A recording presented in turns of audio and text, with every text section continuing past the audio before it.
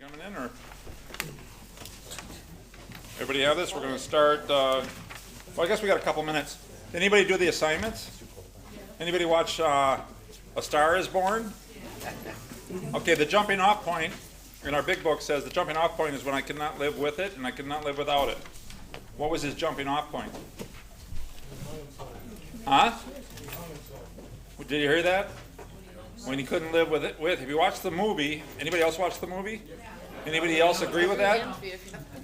Okay, so he does this deal. He gets a resentment at her manager. Fair enough. He's more resentful at himself. But he's got this. He's been through treatment. We don't know if he's going to meetings. We don't know if he's 12 steps. We don't know if he's got a sponsor. We don't know. But he's been away at probably a pretty expensive ritzy joint for a celebrity like of his stature. And he's not drinking, and his life has gotten better. Fair enough. Would everybody agree? He's no longer pissing his pants on stage and making a mess. How'd you like the opening scene where he leaves the stage? He gets in the car. He's drunk, and he tells the driver, "Let's find a bar." And the driver is trying to say, "Yeah, really." Anybody ever had that experience when you're out with someone and they're like, "What do you mean? It's like 1 in the morning. My night's not done?" They're like, "Really? It's done, dude. Look at you. Your night was done a couple hours ago."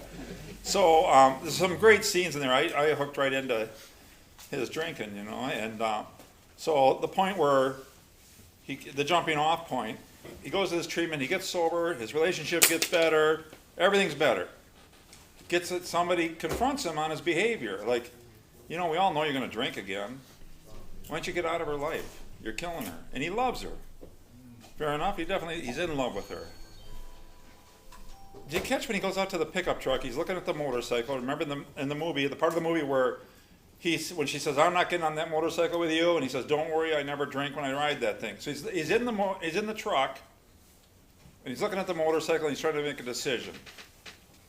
He's got something in the truck. If he was really sober, if he was really all in, would he have anything in his truck? Those pills, how long were they there? And think about my own life. When I was in and out, in and out, in and out, I always had a backup plan. It's like you ever see it when you're trying to quit smoking, somebody will give you that cigarette that says, break this when you need it. That was kind of, what I'm talking about? When you try to quit, long ago when I was a smoker, you always had that, in case I need one more. He had the in case I need one more, and he's got it.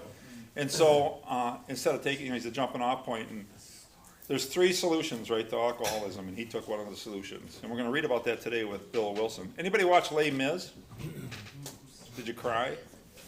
You didn't cry? I started watching it with the guys at the retreat, and I started crying in the beginning.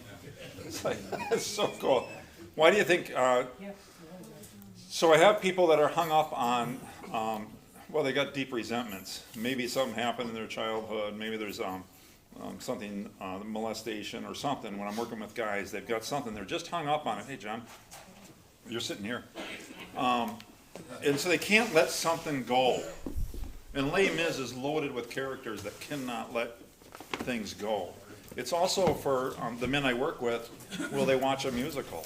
The biggest thing with having people do these assignments for me is I just want to see how serious, are you all in or aren't you, or am I just wasting my time? So if I meet, so it's a second meeting with a guy and I'll give him a movie or something goofy to do, and then if he shows up the next week and he hasn't done it, it's like, are you really going to do inventory? When I ask you to write a fear inventory, if you won't watch Les Mis, we write a sex inventory, and we meet with me and confess these things that we're going to talk about. And when we really get deep, so I give them shallow things. The Star Is Born is really good for that guy. Like, am I really an alcoholic or not? Because Bradley Cooper's character is absolutely convinced he's an alcoholic. There's no doubt. He never says, "I don't have a drinking problem." He absolutely knows that he's got a drinking problem, but he also knows he's got a drinking solution. All of his problems, and he cannot let go of his resentment with his dad, right? He's fighting with his childhood upbringing. His brother is in there. He's got a lot of moving parts in that character, and it gives me a chance when I'm working with my guys, just to talk about their drinking. When you're working with someone, or if somebody's working with you, that's the point to talk about your drinking. You guys ever been in a meeting where they say, "Let's hear from the newcomer"? You guys ever been in meetings like there's a guy and we say, he's 2 days sober, he's been drinking, and somebody says, "You're the most important person in the room." Anybody ever hear that in a room? And we can't wait for him to share. Why? You know what the newcomer offers us? drinking sucks. That's what the newcomer offers. And it's like, I don't know drinking sucks, but when I'm working one-on-one with a guy, that's when he shares. Tell me about your drinking. Tell me about your using. Tell me about those times when you showed up drunk, when you absolutely shouldn't have shown up drunk. You know, where are you living? What happened? Why are you there? You know, everybody comes in with a story, and it's mostly a story of loss. You know, I used to be somebody. We're going to read today about a guy who was the number one guy. That was how he called himself. I'm the number one guy. We're going to read about Bill Wilson. You know, at age 39, he was about to be institutionalized for his entire life. That's what they were debating. His wife, Dr. Silkworth, and Bill Wilson, they were talking about, let's put him away for the rest of his life. He's chronic alcoholic, hopeless. And you look at my own life, you know, did I get there? I didn't get there, but I was sure on my way there. And most people today don't get there, like what Bill does. So I'm glad you guys are all here. We have some sandwiches there. Thanks for doing the assignments. We got another assignment today. I hope I don't remember. I'm going to pass this now, otherwise I'll forget it. The money, we split the money with C3 Church, and the other half will go to pay for our expenses tonight, and also the big books. If you don't have a big book, we have big books back there. We also have, is it going to irritate you the whole time? No, it's you. We have a large print if you need a large print. I've got some of these books. They're all the same. They just come in different formats, so please help yourself. That's your book, your gift from us. This is sponsored by Naples Retreat. If you guys don't know what Naples Retreat is, go to naplesretreat.org. You'll learn a little bit more about it. But we have an event coming up on Sunday the 2nd. We have what's called Renew Night. Anybody here been to a Renew Night? Yes. Yeah. Are they fun? Yeah. Are they different? How's the food? Awesome. Fabulous. We're doing a barbecue, right? American barbecue. And we're going to smoke things you can smoke, like a brisket and ribs, right? Okay. I just want to be sure about that. So, men and women, family, and then after we eat, we do a call-up meeting. So we eat at 5 o'clock on Sunday the 2nd. At 6 o'clock, we start our call-up meeting. And our speaker this month is John A. Good morning. Everybody know John A? Yeah, he's pretty good. Yeah, so we're very excited. John's going to kick us off, and then we go into our call-up meeting. If you don't know what a call-up meeting is, then show up and you'll find out. How's that sound? So let's, everybody got the set-aside prayer? And there's information, by the way, up here on Naples Retreat if you're curious on what I'm talking about. Come grab a pamphlet or call me.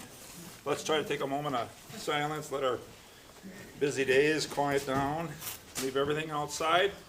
I guarantee you, all the worries, all the fears, everything you had when you came in here will be there waiting for you when you leave. So let's leave them outside and just join as our group.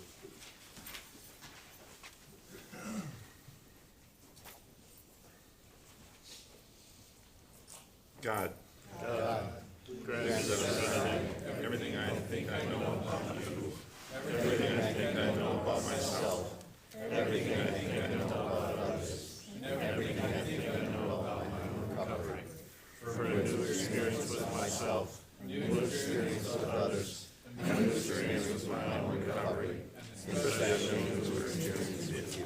All right, page 1, we're going to read Bill's story. But first, let's learn a little bit about Bill before we read. He's born 11/26/1895. He died January 24th, 1971. His sober date was 12/11/1934, Skid Row drunk. During the Depression, he grew up in Vermont. He was a World War I vet.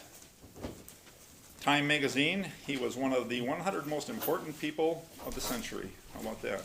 Some people say that he is, well, there's a lot of things said about him. Let's see. I'm going to just read it.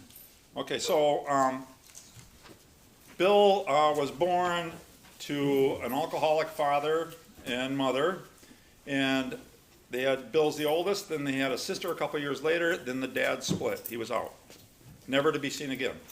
All they know is that he went west to the mountains, they think, and died probably a drunken death. Mom drops Bill and sister off at Grandma and Grandpa's in Vermont at around age 12, and she pursues her career. So Bill's got a couple of resentments there. You think he'd have a couple of resentments? Grandpa is a bit of a curmudgeon. Gives Bill a book about how to build a boomerang, and Bill at age 12 takes the wood from his headboard and through the book builds a boomerang. And Bill, me and Luke here were listening to a talk from Bill. He's 15 years sober with a talk, still loaded with pride and ego. And he said that they put him in the Americans Inventors. He was listed as American Inventor at age 12 for inventing the boomerang, the American boomerang. I don't know if that's true, but you're going to read in this story here. Bill never let the facts get in the way of a good story. And if you read the writing of the big book, they talk about a lot of things but Bill's a salesman, and he's going to sell us here. When you read this, no, I'm sorry, I want to back up because there's something else that happened pretty traumatic in Bill's life. He falls in love with a girl in high school. Going to marry her. This is it. This is the girl for me. And one day he's in class and the headmaster comes in and announces that she's dead, that she died. And so Bill's very bitter and resentful at that. Lois was not his first love. As a matter of fact, when we're reading today, wait for Lois to come in. See how she comes into the story. Keep in mind when we read this, Bill is around 4 years sober. So when he's writing this, he basically has still a lot of ego. Think about yourself. Now think if you went into a room and you took a group of guys that are 2.5 years sober and said, we want you guys to write a spiritual book on how you get sober. Think of the chances. And that's where Bill is at when he's going to write this book.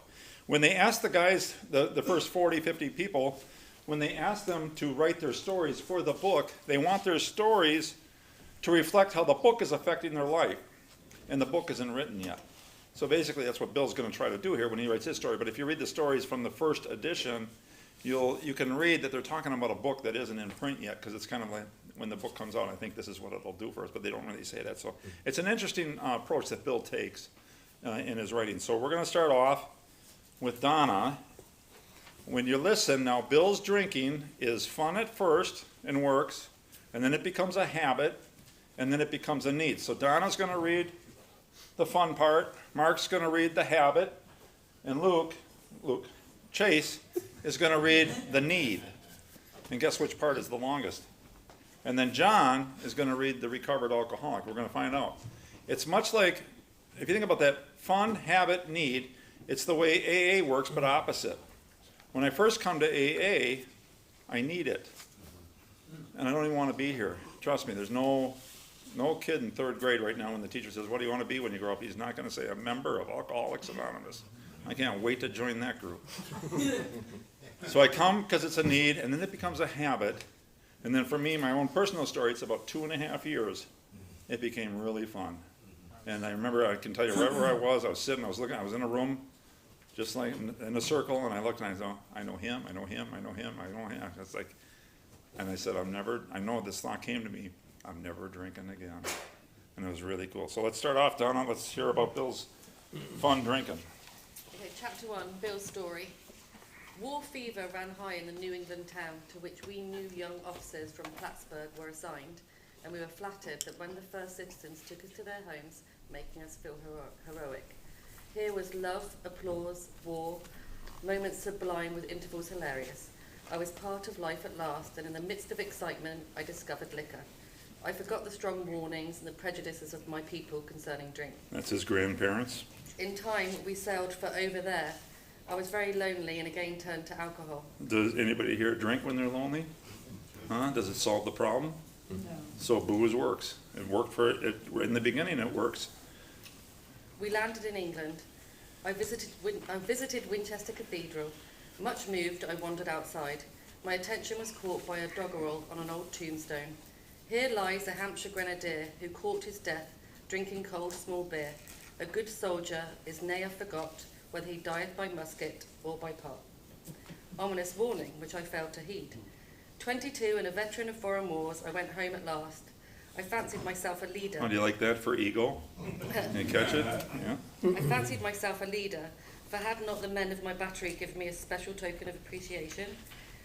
My talent for leadership, I imagined, would place me at the head of vast enterprises, which I would manage with the utmost assurance.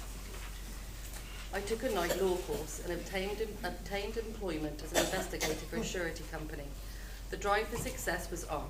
I proved to the world I was important. Bill is addicted to the approval of others. I think that has something to do with his dad leaving, with his mom leaving, with being raised by my grandparents. My work took me about Wall Street, and little by little I became interested in the market. Many people lost money, but some became very rich. Why not I? I studied economics and business as well as law. Potential alcoholic that I was, I nearly failed my law course. At one of the finals, I was too drunk to think all right. So he's starting to get a little confused, like, why am I drinking now? Though my drinking was not yet continuous, it disturbed my wife. Oh, when she could pop into the show. All of a sudden we have a wife. Anybody catch that?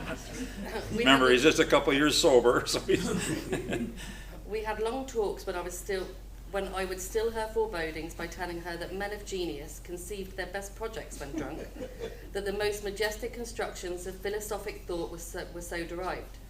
By the time I had completed the course, I knew that law was not for me. very common with guys I work with in AA. We are great starters and lousy finishers.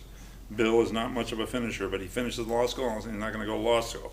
By the way, he never held a license for as a stockbroker. He was a stock speculator, but he's going to tell us he's a broker. The inviting maelstrom of Wall Street had me in its grip. Business and financial leaders were my heroes. Out of this alloy of drink and speculation, I commenced to forge the weapon that one day would turn in its flight like a boomerang and all but cut me to ribbons. Living modestly, my wife and I had saved $1,000. It went into certain securities, then cheap and rather unpopular. In today's money, I think that's around $34,000 is what that would be. I rightly imagined that they would someday have a great rise. I failed to persuade my broker friends to send me out looking over factories and managements, but my wife and I decided to go anyway. I had developed a theory that most people lost money in stocks through ignorance of markets. I discovered many more reasons later on. We gave up on our positions and off we roared on a motorcycle, the sidecar stuffed with tent, blankets, a change of clothes, and 3 huge volumes of a financial reference service. The reason why, anybody know why Lois agreed to this trip? Because Bill said I don't drink on the motorcycle. And Bill didn't drink for a year on the motorcycle. And when he got back, guess what he did? Yeah, go ahead. Our friends thought a lunacy commission should be appointed. Perhaps they were right. I had some success at speculation, so we had a little money, but we once worked on a farm for a month to avoid drawing on our small capital. That was a hog farm. That was the last honest manual labour on my part for many a day. We covered the whole eastern United States in a year. At the end of it, my reports to Wall Street procured me a position there and the use of a large expense account. The exercise of an option brought in more money, leaving us with a profit of several $1,000s for that year. For the next few years, fortune threw money and applause my way. That's the approval. He's getting approved. I had arrived. My judgment and ideas were followed by many to the tune of paper millions. The great boom of the late 20s was seething and swelling. Drink was taking an important and exhilarating part in my life. There was loud talk in the jazz places uptown. Everyone spent in thousands and chatted in millions. Scoffers could scoff and be damned. I made a host of fair weather friends. All right, sounds like fun, doesn't it? Bill was 22 when he took his first drink. He's about 25 right now. So he's about 3 years into his drinking, 2.5 years into his drinking career, including the motorcycle ride. So he's more of a binge drinker at that point? I mean, he's getting baffled. He doesn't know what he's doing. We don't really know how Bill was drinking. For a year. I couldn't stop for a year. He stopped for a year because he was just him and Lois. He's not with his buddies. He's working. Bill turned into probably a workaholic. You know, he's on that speculation, which they still use obviously today. That was Bill's idea. He went to his investment buddies and said, let's go look and see what the companies that we're investing in, particularly new companies, meet the CEO, see what their product is, see how they're going to produce it. Let's find out what they're all about. And so he comes back with all this information, and sure enough, it's a home run. You know, we're getting in on the ground floor. How would you like to meet Steve Jobs when they were still in the garage? Would you have bought stock in Apple? Yeah, you probably would have. In spite of Steve Jobs. No, I'm sorry. All right, Mark, let's hear about, now it gets a habit. A habit, here's a quote that I love, it really helped me. A habit starts off too light to be a burden until it's too heavy to be broken. And you ever think of that, and like, why am I drinking now? Why am I drinking now? Or any other habits, smoking. I remember when I was really young, I started smoking when I was 12. I can remember around age 14, and it was like, I had to, you know, all of a sudden it's like, I gotta have I can remember that first urge at age 14, 15 for nicotine. I was like, man, it's got me. I thought that was the coolest thing too. I thought, man, I'm a smoker. I've arrived. Yeah. Okay, a habit starts off too light to be a burden until it's too heavy to be broken. You know, why can't I stop? Okay, Mark, let's hear about the habitual drinking. My drinking assumed more serious proportions, continuing all day and almost every night. The remonstrances of my friends terminated in a row, and I became a lone wolf. Probably blamed them. There were many unhappy scenes in our sumptuous apartment. There had been no real infidelity, for loyalty to my wife, helped at times by extreme drunkenness, kept me out of those scrapes. I'll let you guys decide if you believe him. You got 2.5 years, he probably knows his wife might read this story. I don't know. In 1929, I contracted Gulf fever. We went at once to the country, my wife to applaud while I started out to overtake Walter Hagen. Liquor caught up with me much faster than I came up behind Walter. I began to be jittery in the morning. Gulf permitted drinking every day and every night. It was fun to roam around the exclusive course which had inspired such awe in me as a lad. I acquired the impeccable coat of tan one sees upon the well-to-do. The local banker watched me whirl fat checks in and out of his till with assumed skepticism. He's slowly starting to change his life to meet his drinking needs instead of changing his drinking to meet his life's needs. Remember the priority list we talked about? Drinking is rising up on his priority list. So therefore, I'm no longer a stockbroker. I'm no longer have dreams of a lawyer. I'm no longer a husband. As long as the drink, I know what I'll do. I'll be where's somewhere I can work and drink. And the golf course, what a great place to, as a golfer, I can tell you. Although it's hard to make any money, but mostly you lose money, but that's a different story. That's Paul's story. Abruptly in October 1929, hell broke loose on the New York Stock Exchange. After one of those days of inferno, I wobbled from a hotel bar to a brokerage office. It was 8 o'clock, 5 hours after the market closed. The ticker still clattered. I was staring at an inch of the tape which bore the inscription XYZ minus 32. It had been 52 that morning. That is not good.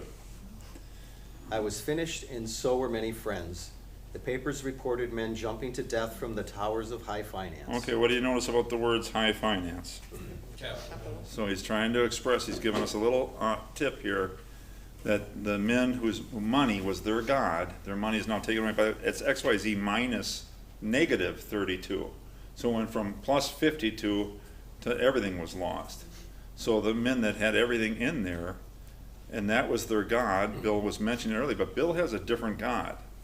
He doesn't know it yet, but he's definitely got a solution. He's going to bring it up on page 5. But Bill's God really is drinking. Bill's God is selfish, self-centeredness. You ever been down, you're sober, or you're dry, and you just get terrible, terrible news, and you cannot figure a way out, and you go in and you get a couple shots, mine was Jameson, and all of a sudden everything just comes to you. It's like, it's going to be okay. I know what I'll do. Anybody ever have that experience? Yeah. Yeah. The problem is then I have like 9 more and I forget what problem I was solving. And I usually come up with another problem. Okay? That disgusted me. I would not jump. I went back to the bar. My friends had dropped several million since 10 o'clock. So what? Tomorrow was another day.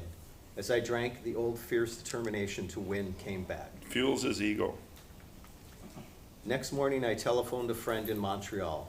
He had plenty of money left and thought I had better go to Canada.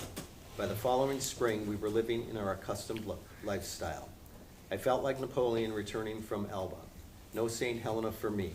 But drinking caught up with me again, and my generous friend had to let me go. This time we stayed broke.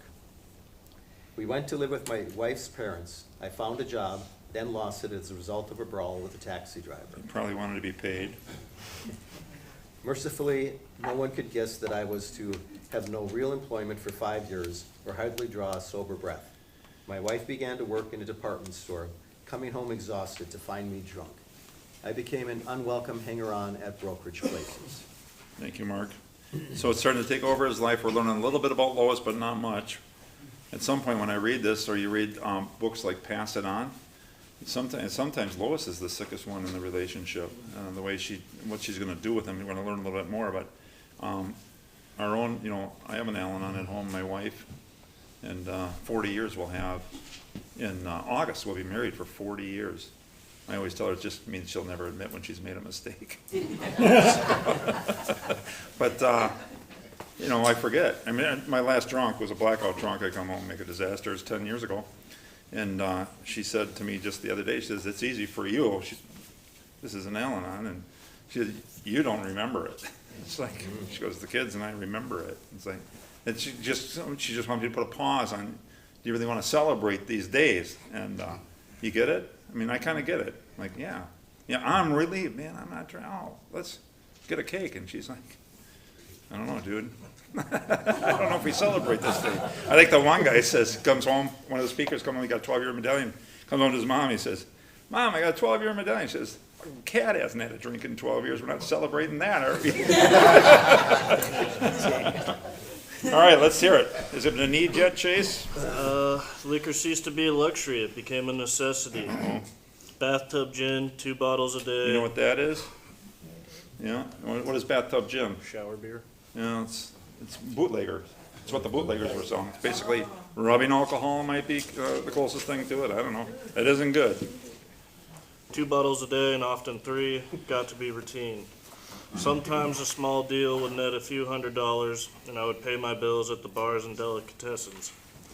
This went on endlessly. Please circle that word. Can you relate to the word endlessly?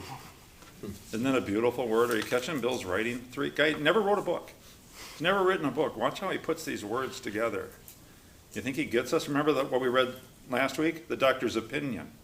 This week we're reading the experience. You know, why is it called the doctor's opinion? Because he doesn't have any experience. This guy's got experience. And I began to waken very early in the morning, shaking violently. A tumbler full of gin, followed by a half-dozen bottles of beer, would be required if I were to eat any breakfast. Nevertheless, I still thought I could control the situation, and there were periods of sobriety which renewed my wife's hope. You know, normal thought. She's getting normal thoughts, and Bill's going to get sick and tired. The difference between delusion and denial. My wife thinks I'm in denial. She thinks Paul's going to get sick of this. Eventually, it's going to get too much. He's going to get tired of it.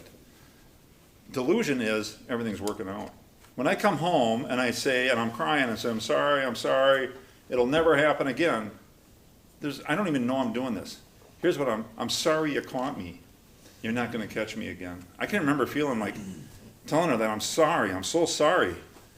And man, the messes are everywhere. It'll never happen again. I'm so sorry. I'd be crying. It's like, I'm definitely drinking again. It's like, I got to get, craftier.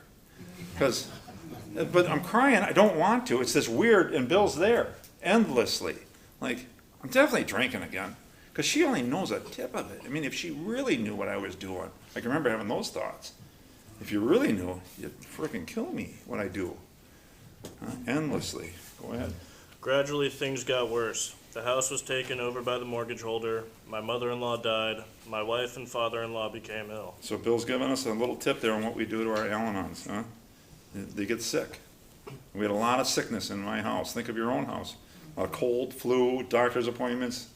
Little kids were sick. There's a lot of illness. You know what? There isn't a lot of illness in the house anymore. It's really amazing. It's like, yeah. Then I got a promising business opportunity. Stocks were at the low point of 1932, and I had somehow formed a group to buy. I was to share generously in the profits. Then I went on a prodigious bender, and that chance vanished. Okay, so Bill finally strikes the deal. They're broke. Bill gets all the hope. He's not drinking. Anybody ever hear you have a page 5 problem? When you're working with your guys or ladies, they must relate with the next 2 paragraphs. If we're going to go any further, you must relate with this experience. This is a page 5 problem. I woke up. This had to be stopped. I saw I could not take so much as 1 drink. I was through forever. Before then, I had written lots of sweet promises, but my wife happily observed that this time I meant business, and so I did. He said, Lois, get the Bible. She got the Bible. He said, put the date down. He said, I'm done, and he meant it. I am done drinking. After blowing this last deal, I was right there. Clearly, drinking's my problem. Shortly afterward, I came home drunk. Talk to your guys. Can you relate? You ever swear it off and mean it? Shortly afterward, I came home drunk. What happened? There had been no fight. Where had been my high resolve? I simply didn't know. It hadn't even come to mind. Someone had pushed a drink my way, and I had taken it. Was I crazy? I began to wonder, for such an appalling lack of perspective seemed near being just that. The first step does not say don't drink. You know what the first step says? I will drink. And that's what Bill is trying to tip into us here, is no matter how much I swear it off, no matter how much the pain, I always drink again. Someone had pushed the drink my way. Renewing my resolve, I tried again. Some time passed, and confidence began to be replaced by cocksureness. I could laugh at the gin mills. Now I had what it takes. One day I walked into a cafe to telephone. In no time I was beating on the bar, asking myself how it happened. As the whiskey rose to my head, I told myself I would manage better next time, but I might as well get good and drunk then, and I did. You know what we call that? That's the efforts. I'm drinking, might as well. The remorse, horror, and hopelessness of the next morning are unforgettable. The courage to do battle was not there. My brain raced uncontrollably, and there was a terrible sense of impending calamity. Anybody relate? Oh boy, I'm drinking again. Yeah? I hardly dared cross the street, lest I collapse and be run down by an early morning truck. That's the first talk of suicide he has for us. For it was scarcely daylight. Here's a page 6 solution to a page 5 problem. An all-night place supplied me with a dozen glasses of ale. My writhing nerves were stilled at last. A morning paper told me the market had gone to hell again. Well, so had I. The market would recover, but I wouldn't. That was a hard thought. Should I kill myself? No, not now. Then a mental fog settled down. Gin would fix that, so 2 bottles and oblivion. Any blackout drinkers here? Bill's a blackout drinker. Yeah, 2 bottles and oblivion. I love blackouts. I did. Love blackouts. Yeah, until you come out of them, and then you're like, the car, anybody ever walk up on a parking ramp with your pushing your alarm button? So here somewhere. I always park in this ramp. Yeah, I know. Yeah, that's I got. Hard in Minnesota. Yeah, it's hard in Minnesota. Yeah, 'cause it's cold, man. Thank God for clickers. Yeah. You know, that Clickers, last yeah. one, we didn't have clickers. Yeah, I know, clickers. Yeah. Anybody walk around their car? Anybody do a walk around? Yeah, make sure you didn't hit anything. Oh, thank you, Jesus. Yeah, they got me again, right? Yeah. All right. The mind and body are marvelous mechanisms, for mine endured this agony 2 more years. Circle that word, endured. That must be a guy, you notice the doctor didn't talk about enduring the suffering. Sometimes I stole from my wife's slender purse when the morning terror and madness were on me. Again, I swayed dizzily before an open window or the medicine cabinet where there was poison, cursing myself for a weakling. There were flights from city to country and back, as my wife and I sought to escape. Then came the night when the physical and mental torture was so hellish I feared I would burst through my window, sash and all. Somehow I managed to drag my mattress to a lower floor, lest I suddenly leap. A doctor came with a heavy sedative. That was morphine. Next day found me drinking both gin and sedative. Does that make sense to anyone? That makes sense to me. Thank you, Doc. And what did the doctor say? You know, what's it say on the bottle, on the prescription bottle? Do not take alcohol with this. That's what it should say on here too, because this is your prescription. We should write, do not take alcohol with this. It's a bad idea. This combination soon landed me on the rocks. People feared for my sanity, so did I. I could eat little or nothing when drinking, and I was 40 pounds underweight. I do not relate to that. When my sister found out that I was doing cocaine, she said, I thought guys got skinny on that. We're myth bashers, aren't we? Okay, so his brother-in-law is married to his sister. So we're going to find this is not one of Lois's brother, this is his sister's brother. And this guy is intertwined with all kinds of good stuff for us. He's how Clarence Schneider is going to get to us. Clarence Schneider is going to run into this guy. Bill's going to be sober for a couple of years, and Clarence is going to hook, or the brother-in-law is going to hook Clarence and Bill up in a really weird way, and then to Bob. But anyways, let's read about the brother-in-law. My brother-in-law is a physician, and through his kindness and that of my mother, I was placed in a nationally known hospital for the mental and physical rehabilitation of alcoholics. That's Towns Hospital. Under the so-called belladonna treatment, my brain cleared. Hydrotherapy and mild exercise helped much. Best of all, I met a kind doctor who explained that though certainly selfish and foolish, I had been seriously ill, bodily and mentally. It relieved me somewhat to learn that in alcoholics, the will is amazingly weakened when it comes to combating liquor, So Bill's getting some education from Silkworth. though it often remains strong in other respects. Remember, Silkworth works and has success with hard drinkers, but real alcoholics, no luck at all. So Silkworth first meets Bill. He's going to give him his prescription for everybody, and he's hoping Bill's a hard drinker, because it'll work. My incredible behavior in the face of a desperate desire to stop was explained. Understanding myself now, I fared forth in high hope. For 3 or 4 months, the goose hung high. I went to town regularly and even made a little money. Surely this was the answer, self-knowledge. Okay, so Bill knows why he's drinking. He's an alcoholic, got an allergic reaction, yeah. Okay, the goose hung high? Yeah. Who knows? I don't know. Anybody know? Chad? I know, but it's, when he says belladonna, is he taking Everything's going good. No, belladonna was some sort of berries and roots that they were giving him to help him through the DTs. Yeah, it's not hallucinogenics. It's in the hydrotherapy.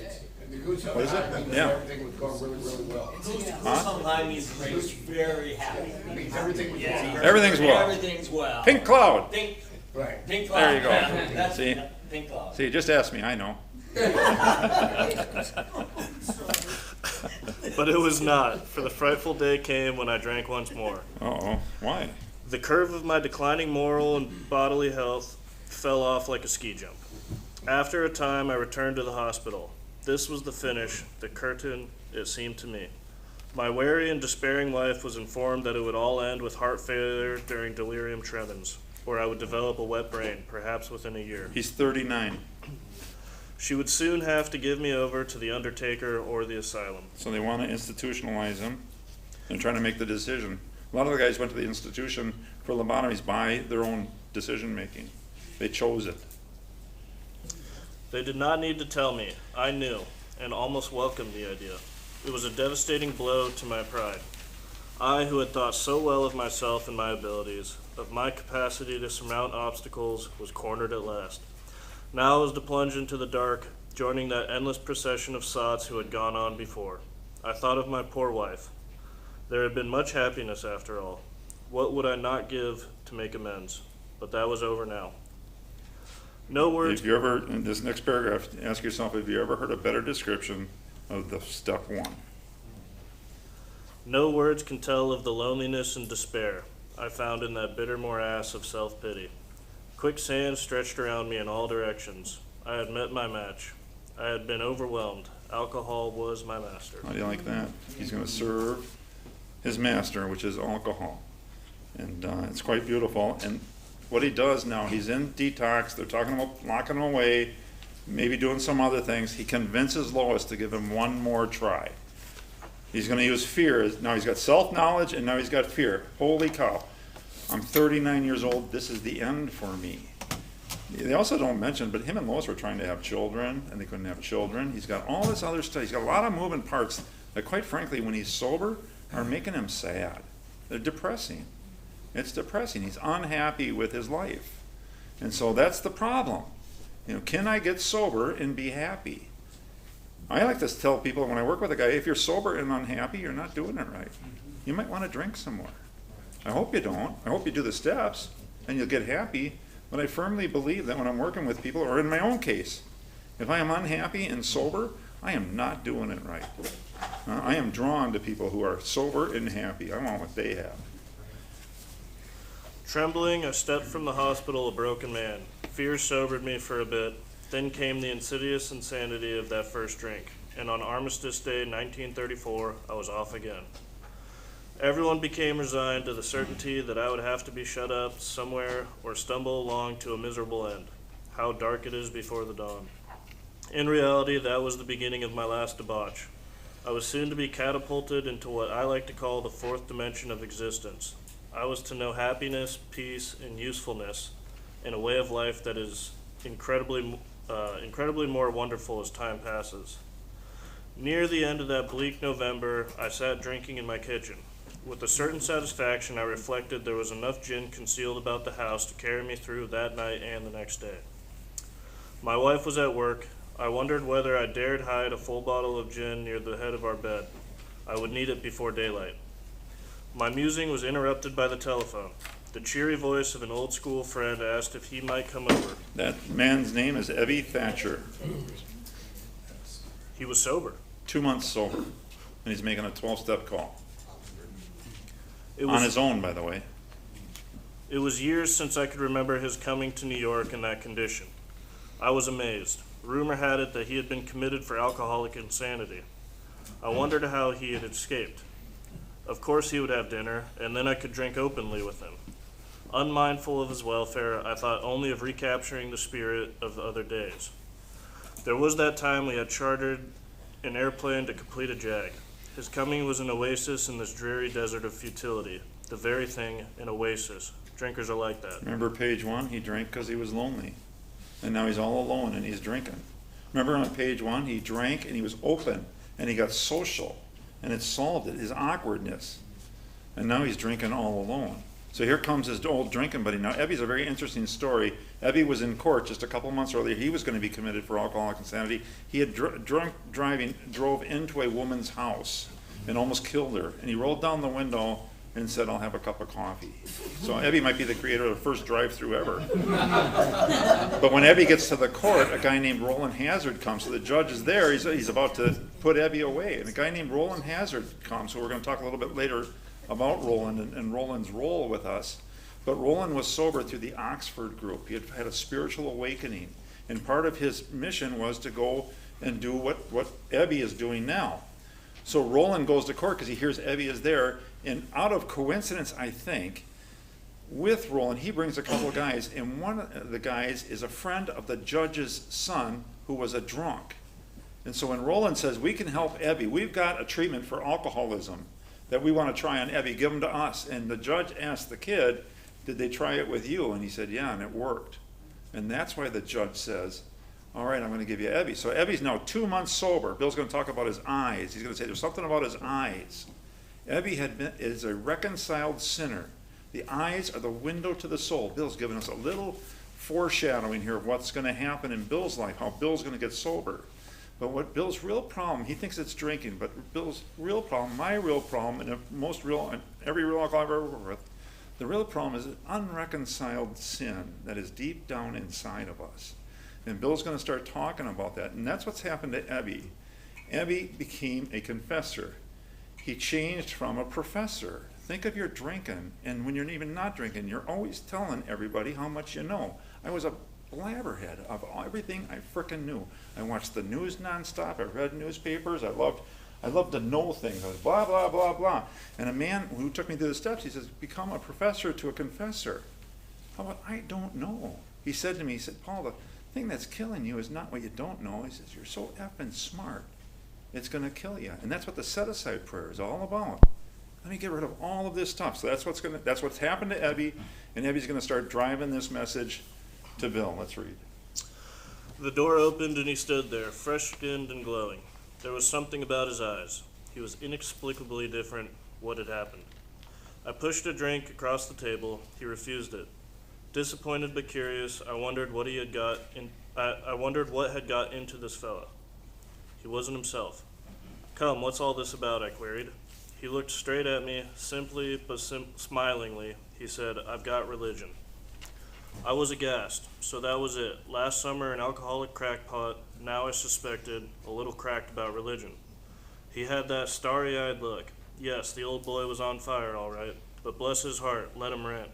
Besides, my gin would last longer than his preaching. He's got the cynicism that his grandfather gave him when he was young. He was raised by a cynic, and he's going to become a cynic as a man. But he did no ranting. That's our sponsorship advice.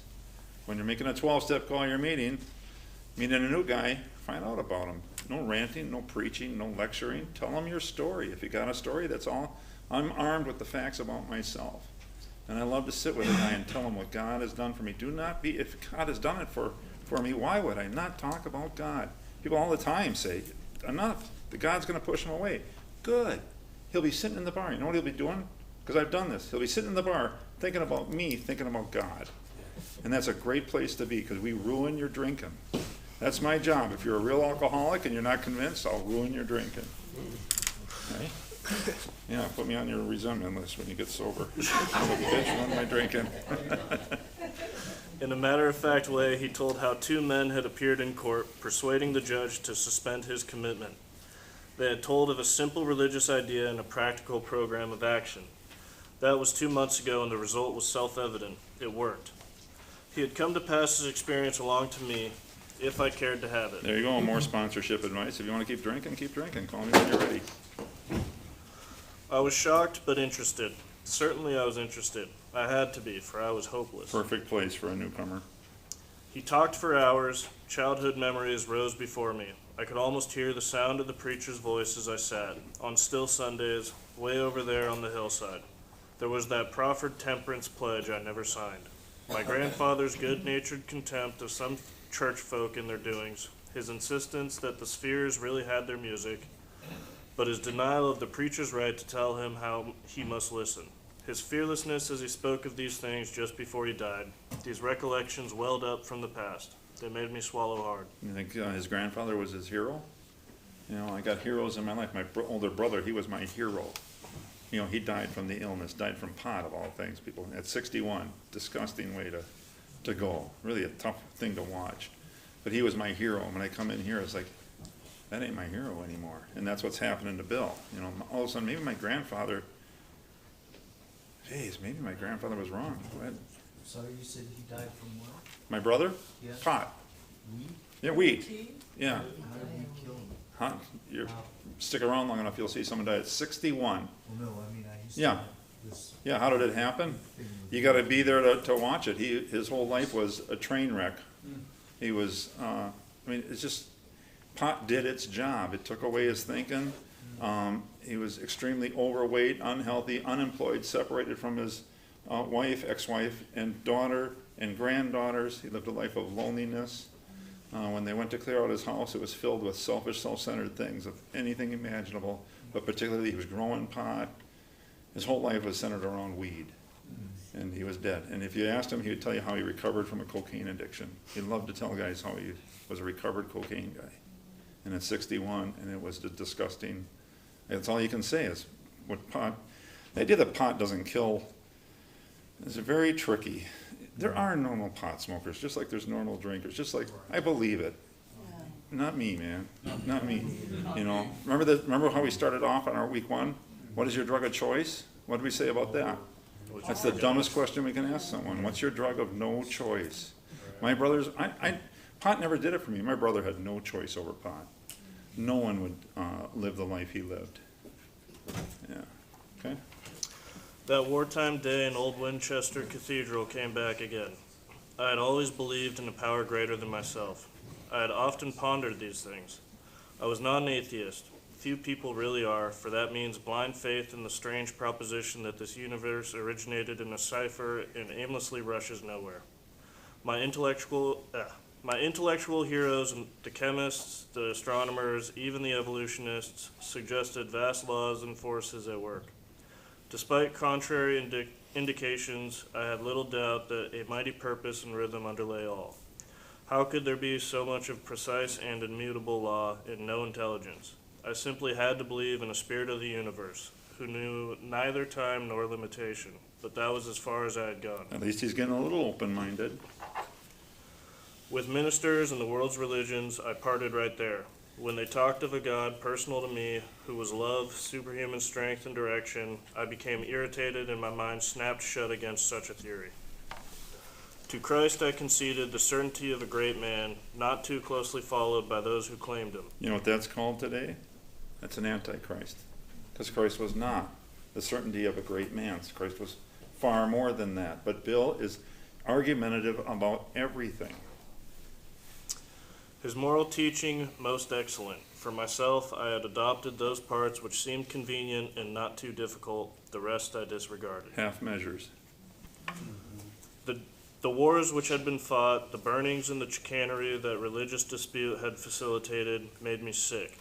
I honestly doubted whether, on balance, the religions of mankind had done any good. Judging from what I had seen in Europe and since, the power of God in human affairs was negligible. The brotherhood of man a grim jest. If there was a devil, he seemed the boss universal, and he certainly had me. He's going to begin his surrender now. But my friend sat before me, and he made the point-blank declaration that God had done for him what he could not do for himself. His human will had failed. Doctors had pronounced him incurable. You know what the most amazing thing Bill was watching? Evie not drinking. Bill's drinking. And he's like, the dude is not drinking. And he's talking about God. It's probably a little irritating. What a buzzkill, that's what I would call Ebby. It's like, you gotta leave it, dude. Society was about to lock him up. Like myself, he had admitted complete defeat. Then he had, in effect, been raised from the dead, suddenly taken from the scrap heap to a level of life better than the best he had ever known. Ebby had been reborn. Had this power originated in him? Obviously it had not. There had been no more power in him than there was in me at that minute, and this was none at all. That floored me. It began to look as though religious people were right after all. Here was something at work in a human heart which had done the impossible. My ideas about miracles were drastically revised right then. Bill's mind is really gonna open here. Never mind the musty past. Here sat a miracle directly across the kitchen table. He shouted great tidings. I saw that my friend was much more than inwardly reorganized. He was on a different footing. His roots grasped a new soil. Let's live with, just keep that word in your mind, roots. Roots, you ever hear the, the branches, if I keep trimming the branches, because they keep poking me in the eye, the branches grow back and they keep poking me in the eye. You want to kill the tree, the bush, the shrub that's bothering you, you kill the roots. You get them out. And we're going to talk about roots here in a second. But Ebby's roots, Ebby was a reborn man. You ready? John, you're up. Despite the living Thank you, Chase. Despite the living example of my friend, there remained in me the vestiges of my old prejudice. The word God still aroused a certain antipathy. When the thought was expressed that there might be a God personal to me, this feeling was intensified. I didn't like the idea. I could go for such conceptions as creative intelligence, universal mind, or spirit of nature, but I resisted the thought of a czar of the heavens. However, loving his sway might be. I have since talked with scores of men who felt the same way. My friend suggested what then seemed a novel idea. He said, "Why don't you choose your own conception of God?" That statement hit me hard. It melted the icy intellectual mountain in whose shadow I had lived and shivered many years. I stood in the sunlight at last. Here's step 2. It was only a matter of being willing to believe in a power greater than myself. Nothing more was required of me to make my beginning. I saw that growth could start from that point. Upon a foundation of complete willingness, I might build what I saw in my friend. Would I have it? Of course I would. So that's a must. And did you also pick out, if I started with this conception of God, if I started, he's not going to end with it. If I have the same conception of God as I had 2 years ago, I'm in big trouble. There's something wrong with my program. Because each and every day, it grows a little bit nearer to me. It becomes a little bit more powerful. I get more and more relief each day. It's been a long time since I've had a drink or a drug. If I'm sticking with the same God that I'd say I got through the steps, it took me 2.5 months, my sponsor, to get through the steps. It was 2.5 years before I had the spiritual awakening. If I'm still have the same conception, God has not changed in the 8 years since that moment. God has not changed. God is God. But my conception of God continues to go deeper and deeper and deeper. And the number one place it happens, working with alcoholics. I get a front row seat and watching what God can do. And I don't see Mike here, but I mean, we just chuckle at the guys we think that you're working with. They go, this guy has no chance, but I'm going to work with him anyway. And he gets sober, and the guy goes, this guy I'm working with, man, this one's going to make it, and he's calling you drunk again. It's like, what the hell? How'd that happen? And these are the things that happen in my life that isn't God great? He definitely has a sense of humor. My God, Devin, I don't know about your conception, but he made you, so he must have a sense of humor. Thus was I convinced that God is concerned with us humans when we want him enough. At long last I saw, I felt, I believed. Scales of pride and prejudice fell from my eyes. A new world came into view. The real significance of my experience in the cathedral burst upon me. For a brief moment, I had needed and wanted God. There had been a humble willingness to have him with me, and he came. But soon the sense of his presence had been blotted out by worldly clamors, mostly those within myself. So world clamors mostly made within myself. When we get into the step work, he's going to talk about writing down things fancied or real. My mind lies to me in my own voice. I keep reliving things and they keep getting worse. These world clamors that Bill mostly made up within myself is the news of the day. All the situations. He's worried about his past. He can't help but worry about the future. What is going to happen to me? You know, do this next week, next year, 10 years from now? What if I get? And it's all the things. Think of what COVID was. COVID was a world clamor. I don't know if it was, I don't have any opinions on that. But at moments, it took me over with fear. Because people would start to tell me, and then I would have to ask God, I don't know anything about this, but please allow me to show up the way you want me to show up. And I had some amazing moments during that period of time when God just took me by the hand and said, let's, world clamors, Paul, mostly made up in your mind. It's easy to get hooked, isn't it, now with the 24-hour cycle? And sometimes I'll sit with a sponsee and his phone will be going off and he'll be getting updates, news updates, you know, weather, and whatever it is. It's like, get rid of that stuff. You don't need that. Come on, man, let's get rid of the social media. You want world clamors? Go on social media. Start comparing all your insides with everybody else's outsides. It's painful. I've never been on social media, knock on wood. Yeah. Okay, I'm sorry. No, I'm not. No, not yet. That's right. Yeah, I try to be honest. And so it had been ever since, how blind I had been. At the hospital, I was separated from alcohol for the last time. Treatment seemed wise, for I showed signs of delirium So tremens. now he goes back in, fourth time, by the way. I used to think it was the third time, but Luke and I were listening to that tape, right? And he said fourth time. I was in there for my fourth time. Okay, so he knows he knows he can die from his DT, so he goes see Silkworth again. Abby comes and visits him. Now, pay attention. This is step 3. There I humbly offered myself to God, as I then understood him, to do with me as he would. I placed myself unreservedly under his care and direction. I admitted for the first time that of myself I was nothing, that without him I was lost. Here's his step 4. I ruthlessly faced my sins and became willing to have my newfound friend Capital take them away. F. Take them away, what? Root and branch. Root and branch. So he sat with Abby, and he started talking about this stuff. He started talking about his mom, about his dad, about his grandpa, about the girl that died. He was so mad at the headmaster. Why didn't he pull me out and tell me? Why isn't Lois having kids? All this stuff. By the way, he's like 4 or 5 days without a drink. He's still in pajamas.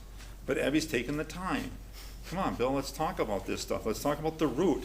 It's easy to talk about the branch, all the money I've lost, the jobs I've lost, my wife is mad. All these things, these are the branches. Let's get to the root. What is it that, and what Bill is finding out is that he's unforgiving. He won't forgive his dad. He won't forgive his mom. He doesn't have empathy. He lacks empathy for his grandfather. You know, Bill can't picture what's it like to be your grandpa, and all of a sudden your daughter drops your son and daughter off, and then adioses. Now I'm raising 2 more kids. Bill doesn't have that ability, but Abby's going to help him through his confession of what's going on, his root, the root sin. Okay, listen to this promise. I have not had a drink since. So let's read that again. I ruthlessly faced my sins and became willing to have my newfound friend take them away, root and branch. I have not had a drink since. He doesn't need a drink. He started to forgive those people. Let it go. My schoolmate visited me, and I fully acquainted him with my problems and deficiencies. Step 5. Yep, go ahead. We made a list of people I had hurt or toward whom I felt resentment. Step 8 and 9. I expressed my entire willingness to approach these individuals, admitting my wrong. Never was I to be crucial of them. I was to right all such matters to the utmost of my ability. Step 10. I was to test my thinking by the new God consciousness within. Common sense would thus become uncommon sense. I was to sit quietly when in doubt, asking only for direction and strength to meet my problems as he would have me. Never was I to pray for myself except as my request bore on my usefulness to others. Step 11. Then only might I expect to receive, but that would be in great measure. My friend promised when these things were done, I would enter upon a new relationship with my Creator, that I would have the elements of a way of living which answered all my problems. How many of his problems? All. Yeah, listen closely in our rooms. These guys, we're getting all of our problems answered. If you're new or you're struggling here, we have a solution. If you're a real alcoholic, we have a solution, and we will solve all your problems. I won't, God will. I should say that, yeah, how's that sound? Belief in the power of God, plus enough willingness, honesty, and humility to establish and maintain the new order of things were the essential requirements. Here's a must. Simple, but not easy. A price had to be paid. It meant destruction of self-centeredness. I must turn in all things to the Father of light who presides over us It's all. a tough must. These were revolutionary and drastic proposals, but the moment I fully accepted them, the effect was electric. There was a sense of victory, followed by such a peace and serenity as I had never known. There was utter confidence. I felt lifted up, as though the great clean wind of a mountaintop blew through and through. God comes to most men gradually, but his impact on me was sudden and And profound. Bill's gonna expound on this later in some of his other writings, but he actually felt the wind. He knew there was no doubt God is God. He's come to visit me. I'm convinced. A mountaintop experience. Because it's important to realize that just happened to Bill, because wait till you see what's gonna happen at 18 months sober. For a moment I was alarmed and called my friend, the doctor, to ask if I were still sane. He listened in wonder as I talked. Finally, he shook his head, saying, "Something has happened to you I don't understand, but you had better hang on to it. Anything is better than the way you were."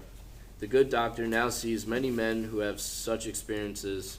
He knows that they are real.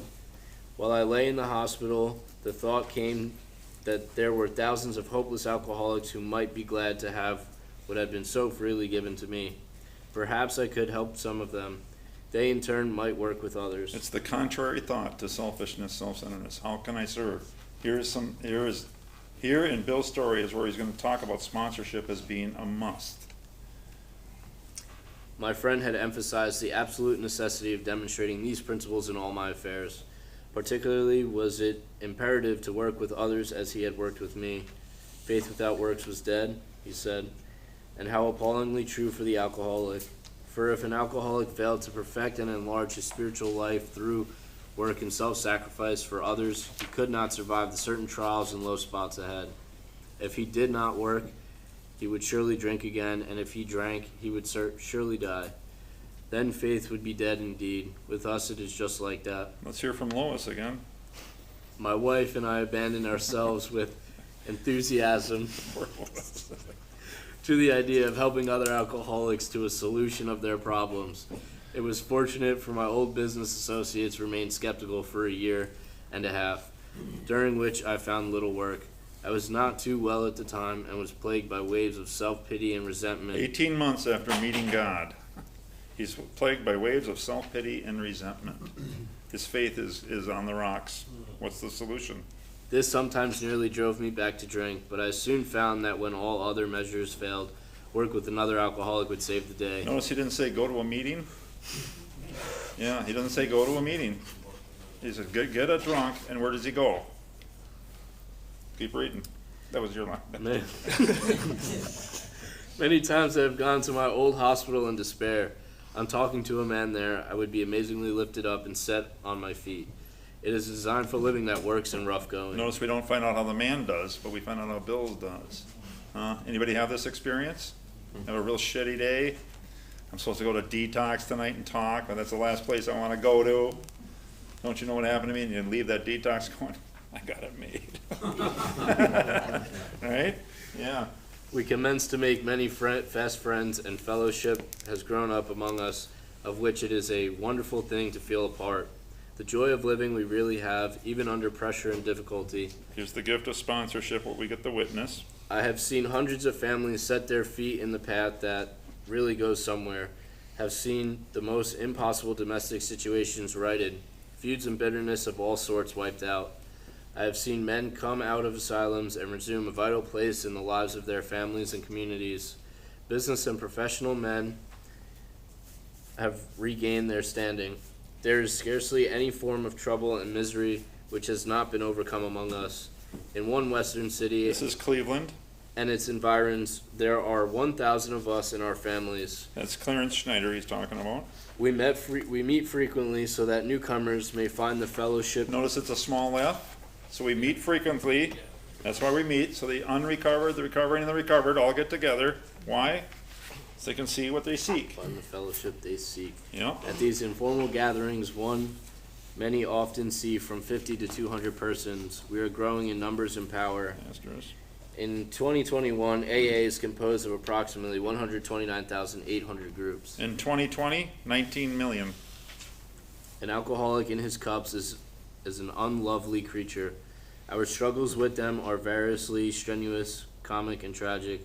One poor chap committed suicide in my home. Lois found him in the stove, a gas stove. He turned on the gas and crawled in, and Lois got to open up the stove because they couldn't find him because he was supposed to watch the house. So when they got back from their trip, they couldn't find him. She opened Lois. It's like, it was a big stove.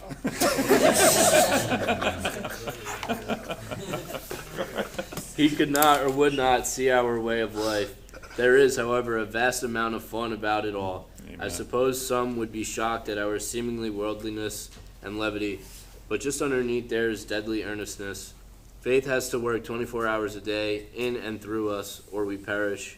Most of us feel we need look no further for utopia. We have it with us right here and now.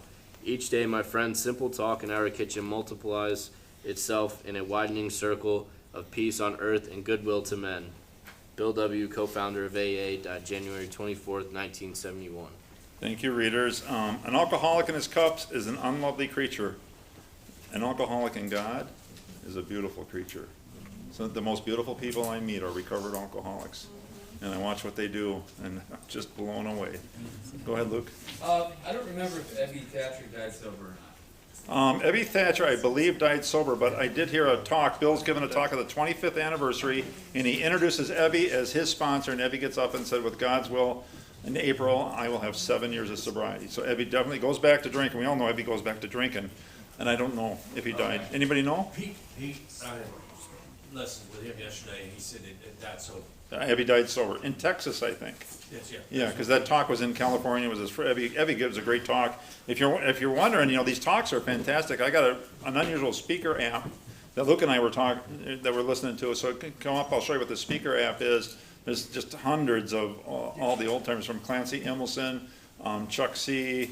to Bill and Bob. And there's a talk by Lois on here. They're a little hard to hear, but that was pretty good last night, wasn't it, Luke? Yeah. That was really good. I have So, a question. yeah. On page 13, you went through all the steps. Yeah. I was told root and branch was 6 and 7, is that correct? Okay, so think about the steps like this. 1 through 5, I admit. It's all about admit. I admit I'm powerless over alcohol. I admit that God can do it. I admit I'm willing to do it. And then in 4 and 5, I come up with these character defects. I admit I am this person. In 6 and 7, I confess I don't want to be this person anymore. 6 and 7 is where I'm reconciling with God.